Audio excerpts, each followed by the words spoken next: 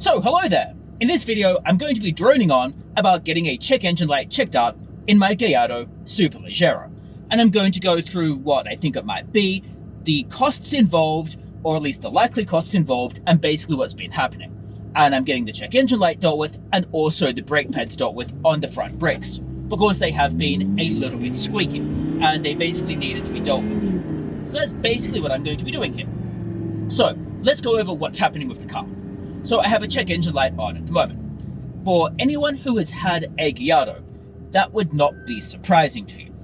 Basically, check engine lights seem to come on all the time with these, and oftentimes they are related to emissions, i.e. they're related to things like O2 sensors, which is by far one of the most common situations or issues that comes up.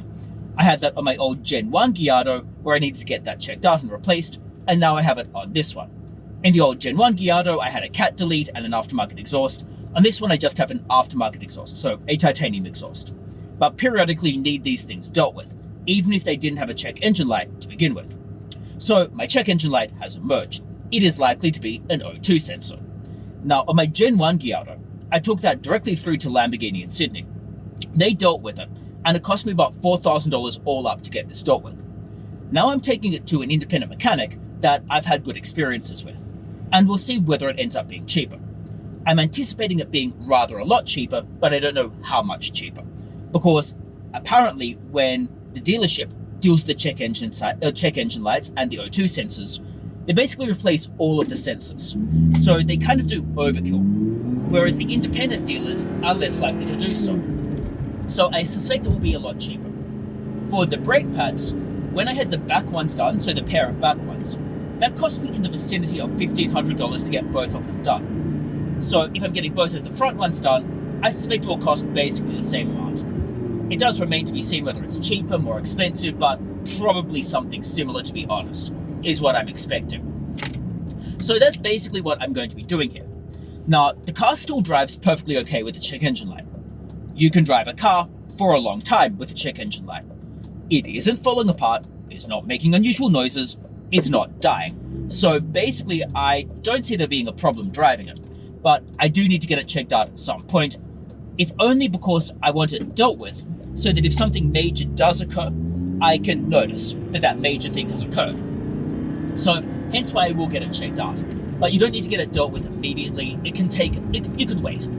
And that's what I have waited here, but admittedly at the moment, I haven't really been able to drive very far in Sydney, so it hasn't been on that long. But I do, like I said, need to get it dealt with. The brake pads are probably a little bit more needed, in that they make an annoying noise sometimes, and also in addition to the brake pads making annoying noise, you don't really want your brake pads to fail, because your brake pads failing is maybe not great for your continued living, is how I'd put it. So that's what I'm getting checked out and why. So that's a bit of an update. I have renewed respect for all of the vloggers who drone on ad infinitum about their car updates, because I have no idea how to string that out. But that's pretty much where it is. I will, however, give you a bit of an update about the car itself and the costs of owning the car so far, because I've had it for probably around 9 to 10 months. So I've got a decent experience for the costs. Now, in terms of the costs, we're basically seeing a few things have arisen. I had the back brake pads done. That was about $1,500. And I had, at the very beginning when I got it, a coil replaced. And that was not expensive. I think that was maybe $750, but I can't remember for sure. But we're talking about that. So those were two things that I had dealt with in terms of consumable type things. The major big ticket expense was the clutch. The clutch cost about $10,000, a little bit under 10,000 Australian dollars to get replaced. Now, it's not egregious in that that's actually a decent price for a clutch. But the bigger issue is it is expensive.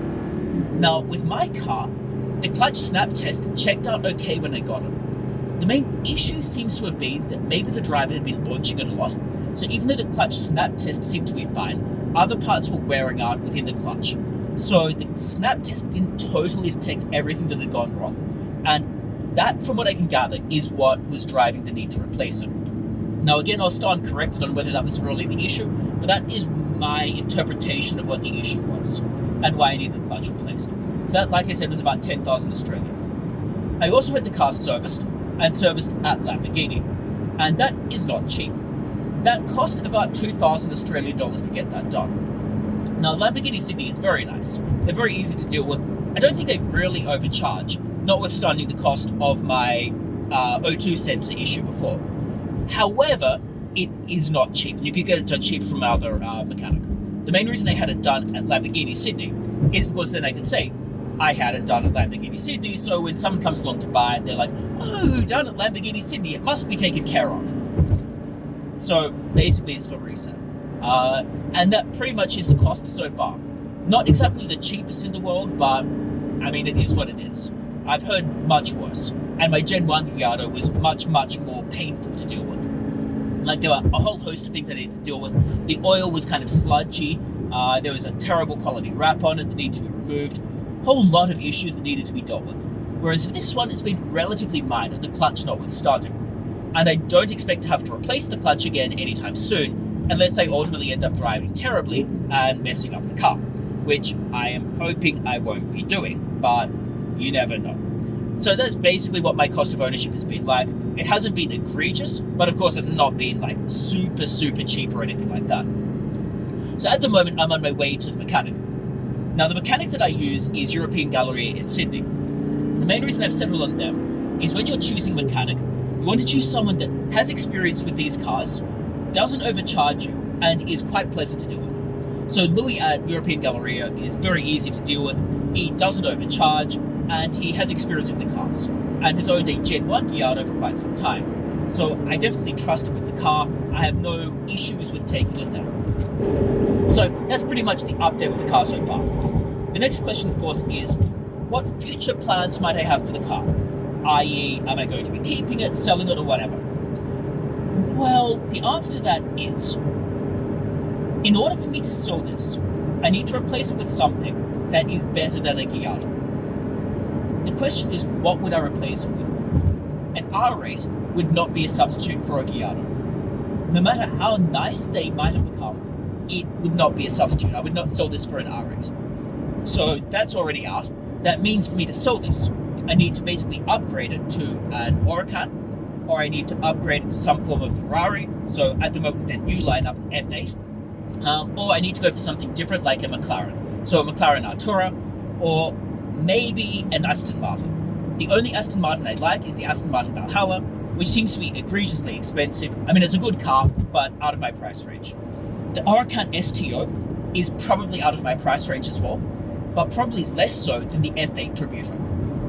Probably less so because the STO appears to include more with it, so it appears like you'll get less gutted on options than with an F8. So the STO seems like it might be better value.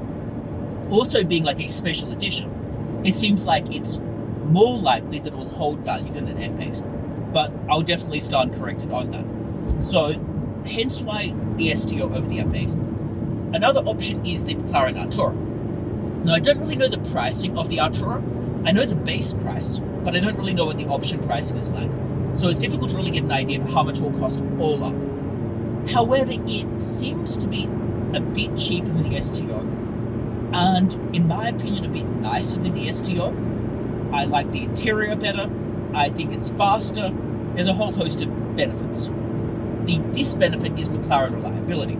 So hence why I am a little bit concerned about it. Then if I were to go off from the supercar area, I could go into a Porsche 911 GT3. Cost-wise, it is the most sensible because it appears to be the cheapest of all of them. And it would probably be the most reliable of all of them, and probably the easiest one to live with. I wouldn't go for the other 911s. The Turbo S seems to be expensive for what you get. I'll put it this way, the Turbo S has good performance, but it is unexciting. So I have no particular desire to own a Turbo S. The GT3 has only marginally worse performance than the Turbo S, and is much more exciting. So I would go with the GT3 instead. So it would be a consideration. However, it would be less exciting than, say, an STO or an Artura. So I'm not totally convinced I would go with it. But it is, like I said, an option. The other downside with Porsches in Australia is the new Meccano side. Porsche has tended to price gouge Australia. Their prices tend to be egregiously expensive for what they are, and you're better off just going with one of these other brands like Lamborghini than Porsche, to be honest. Like I said, the exception to this appears to be the new Macan, where the new Macan's pricing is actually very competitive and extremely attractive. And if I needed a daily driver, I would definitely go with the new Macan over any other SUV, either the Macan S or a Macan GTS. But that's a different price category and a different type of car. So in any case, that's a bit of an update on my Gallardo Superleggera. That's me droning on for a little while. If you've made it to the end of the video, congratulations, and congratulations on me not boring you to death. And thank you for coming along to the end of the video. If you have any comments about what I should do in terms of replacing the car, definitely let me know. It'd be interesting to hear what you think I should do with the car, whether I should replace it with a McLaren, a Lamborghini, a Ferrari, or just hold on to it if you think it might appreciate or continue to appreciate in price. So it would be interesting to hear your thoughts. And otherwise, as always, it would be brilliant if you like the video and subscribe to the channel. And I hope to see you for future videos as well. Bye.